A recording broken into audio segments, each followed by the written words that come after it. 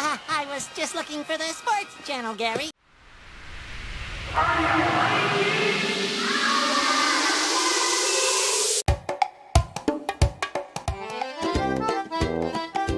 SpongeBob SquarePants, the children's TV phenomenon and still Nickelodeon's cash cow for well over 20 years. I don't know what it is about the colour yellow, but in my Simpsons Hit and Run video I made the statement that Homer Simpson is one of the most iconic fictional characters ever conceived and that no matter who you show him to, they would know who it is. And while that statement still proves true, you could make the same argument for SpongeBob as well. This yellow guy defined the generation, and whether it's through the insanely popular TV show which has seen its own spin-offs and not to mention free movies, or the countless amount of merchandise where you can buy nearly any item you can think of with the SpongeBob branding on it, or even the sheer amount of SpongeBob memes the show created that are everywhere across the internet. Future! And finally, video games. While there's been a lot of SpongeBob video games across the years, and I mean a lot, if it came down to the best game, or at least one that made the most impact on people, I'm willing to bet that the vast majority would argue it would be between two games: Battle for the Bikini Bottom and the movie game. Creature from the Krusty Krab is pretty good too though. But for me personally, the movie game is my favourite. Don't get me wrong, Battle for the Bikini Bottom kicks ass too, and the argument could definitely be made that it's the more content rich of the two, but there's just something special about the movie game that just does it for me. So without further ado, let's get into SpongeBob the movie game.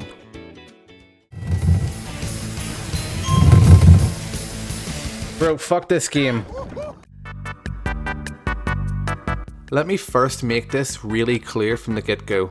This game towards the end becomes insanely difficult. Like, for a game that is targeted towards a younger demographic, this game can be unapologetically ruthless at times. Those who were in my Twitch chat and watched me get footage for this game know exactly what I mean, and I'll touch on it more later in the video. Anyways, SpongeBob the movie game was released on the 27th of October 2004 and had many different versions on many different platforms and developed by multiple different studios. But the version I am focusing on for this video is the version developed by Heavy Iron Studios and was released on the original Xbox, PlayStation 2 and Nintendo GameCube.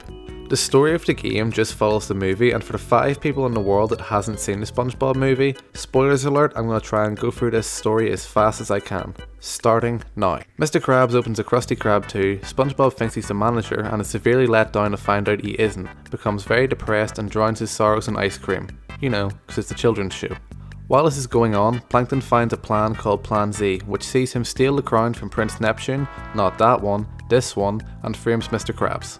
Upon finding this out, Neptune tries to kill Mr. Krabs. Suddenly SpongeBob snaps out of his hangover and tells Neptune that he'll get the crown back. Neptune agrees and freezes Mr. Krabs and tells him he has 6 days to return the crown, which is in a place called Shell City. So SpongeBob, with help from Neptune's daughter Mindy, leaves with Patrick in a drivable sandwich to get the crown back. A lot of stuff happens in between, but to keep it short, Plankton hires a bounty hunter called Dennis to stop SpongeBob and Patrick. Dennis then gets flattened by a big boot which turns out to be the Cyclops SpongeBob and Patrick are warned about. They then get captured and are taken to Shell City, which turns out to be a gift shop. They end up dying, I think, but end up coming back to life.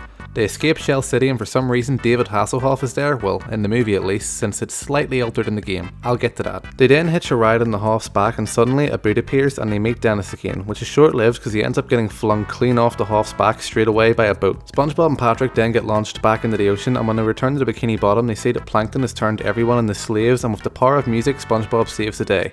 He returns the crown, Plankton goes to jail, and SpongeBob is the new manager of the Krusty Krab 2, and end credits.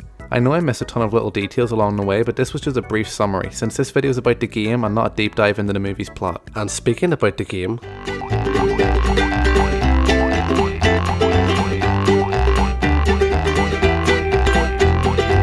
the SpongeBob movie game is a 3D platformer at heart with some fun, easy to learn combat as well. The game also deviates in the driving sections from time to time alongside these sliding levels, which are also a bunch of fun to play through. We get to play as SpongeBob and Patrick, who have their own separate levels. Both characters also have their own unique abilities that you gradually unlock while making your way through the game. On top of this, they both have their own little skill trees where you can upgrade their abilities and health. And how you upgrade these abilities and attributes are by collecting these dumbbells that are scattered all around the game. From laying on the ground to being inside these crates and getting them from defeating enemies. Each level feels very unique from each other, and since I played this game a lot as a kid, some of these levels hold great memories for me from when I was a child. And making your way through the game is easy enough until you hit one of these barriers. I can bring back the paddy wagon, but you'll need more Goofy Goober tokens. Goofy Goober tokens. Goofy Goober tokens.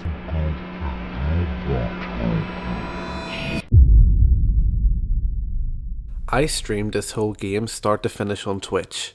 The first half of the game only took around an hour and 40 minutes. The second half took near 4 hours. I am not having fun. Bro, fuck this game. Fuck this game. I hate it. You see, the only way you can make progression through this game is by collecting these goofy goober tokens. There's many different ways to get these tokens, and you're guaranteed at least one token every time you complete a mission. And in order to get more, you need to play these little mini-games in each of the levels. These mini-games or side objectives come in many forms. For example, you could try one of these holdout challenges, or you could try and tackle one of the SpongeBob challenges or one of the Patrick floating box mini-games.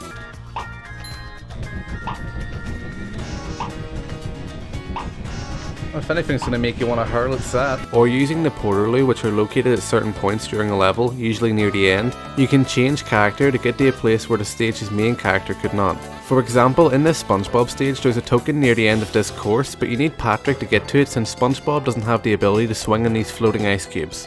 The driving and sliding levels also have bonus minigames to get more tokens as well. These range from time challenges to ring challenges. Time challenges are pretty self-explanatory. There's a time on screen and you have to beat the course before that time.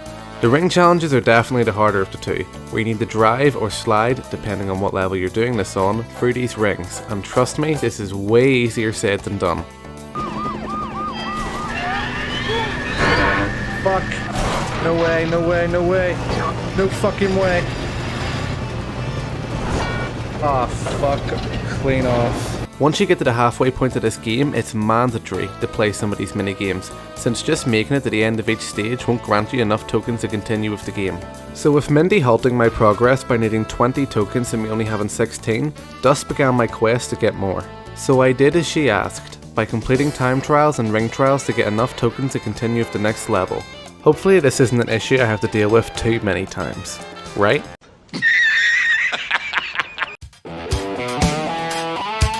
Well, only a few levels later and Mindy shows up again to break the amazing news to me that I have not got enough Goofy Goober tokens again. I need another 5 before I can continue.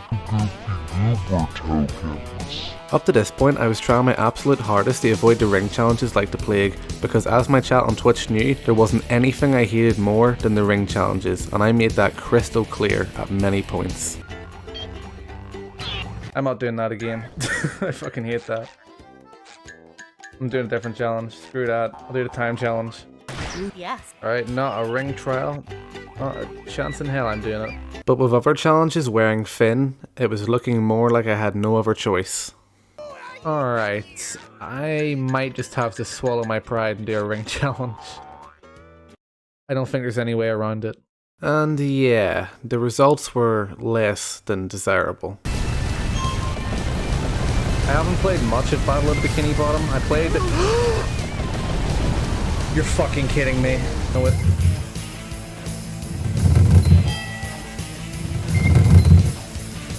No. Fuck, clean off, bro. But luckily, as always, I eventually prevailed and got enough Goofy Goober tokens. So after another Patrick level, an easy enough boss fight, and another driving level where I still don't know if the objective was to commit murder and run over the Peanut. What the f... Well, that's the guy. It's the Peanut. What do we have to do? Like beat him in a race or run him over, or what's the goal here? Then we have an admittedly pretty cool sliding section where we're riding in the crown. Oh, and remember when I said earlier about David Hasselhoff not really being in the game like he was in the movie? Well, yeah. Where's David Hasselhoff? SpongeBob and Patrick find themselves standing on the beach, staring out at the vastness of the ocean. How are we gonna get back to Bikini Bottom? I can take you there. What the fuck is that? That's not David Hasselhoff. On TV. What the fuck? So, where's your boat? Boat? Why does he look like that? Why does he look like a ChatGPT AI version of David Hasselhoff?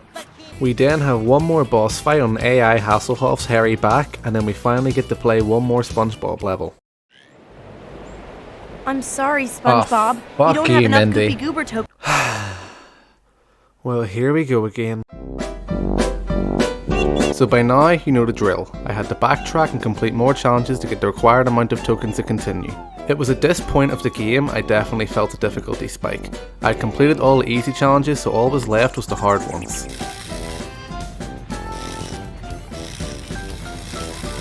Pick up the fucking fruit! What are you doing?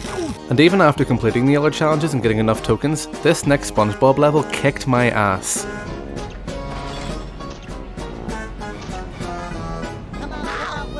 What the fuck? Because I keep going too high.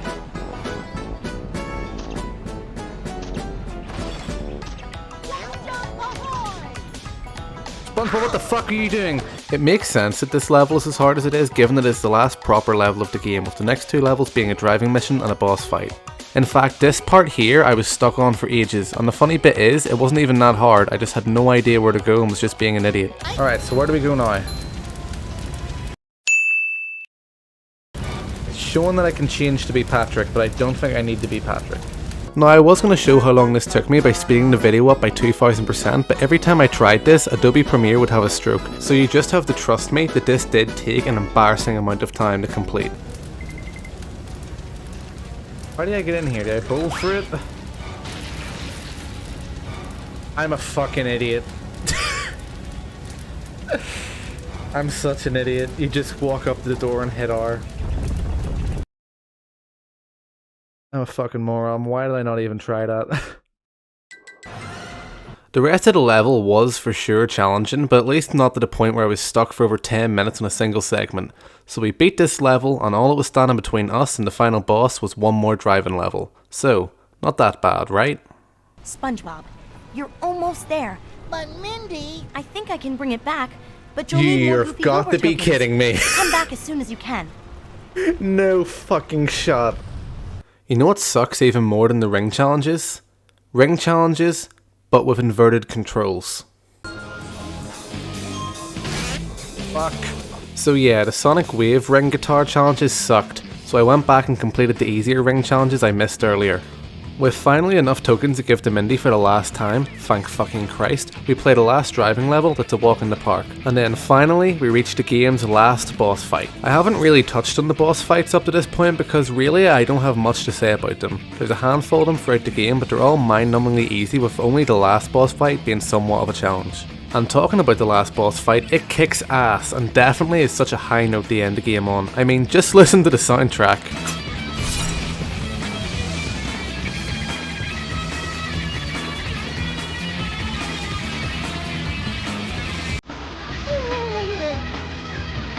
Yeah, this isn't too bad. Crap!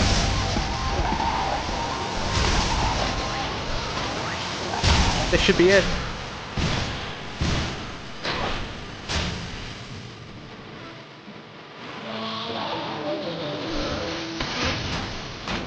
No! Do it, SpongeBob! Yes!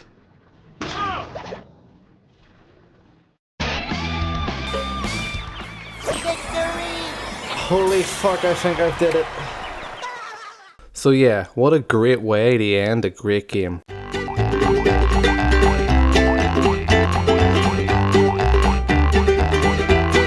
So that's the SpongeBob movie game, and damn, what a game it is.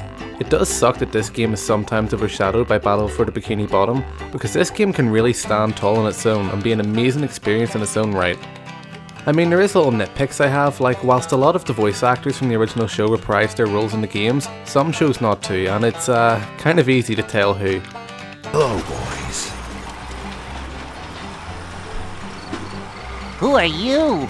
Your worst nightmare. A big pile of broccoli? Name's Dennis. I guess the less said about Alec Baldwin at the minute, the better. And I don't know who they got to voice this guy, because it sounds like his lines are recorded over Discord or something. Hey buddy, come on, wake up. Huh? Where am I? It's 8 in the morning. Closed. Go collect your friend and get out of here. But yeah, like I said, only little nitpicks. I can't fault the game either for adding things like ring challenges to the game, because whilst I find them annoying, it was a much needed difficulty spike, and without needing to replay missions to get all the Goofy Goober tokens, the game would be a hell of a lot shorter as a result. So personally, I love the SpongeBob movie game, and no matter how much it makes me rage at times, it's my comfort game from my childhood, and a game I definitely see myself returning to play every now and then for years to come. So what did you think of the SpongeBob movie game? Did you play it when you were younger and have any memories of it? Or if not, and you haven't played it, would you consider playing it?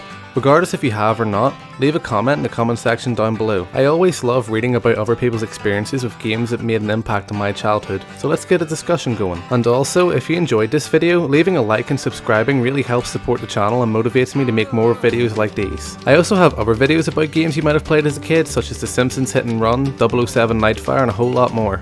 So if that intrigues you, I have a playlist of all them games in it, and you can click on it right now. This video was a big test for me, since I'm still fairly new to YouTube and a very small channel, but I'm quickly learning more and more of every video. This has quickly became a very big passion of mine, and one I have a whole lot of fun working on. All this footage you've seen was captured from one of my live streams over on Twitch, so if you maybe want to see yourself in a video in the future, be sure to follow me over there. And if you're already following me over on Twitch, thank you guys for hanging out with me over there and help making these videos a lot more fun to make. As always, it's been a blast, and I hope you enjoyed this video, and thank you for making it to the very end. With that said, I'll catch you later.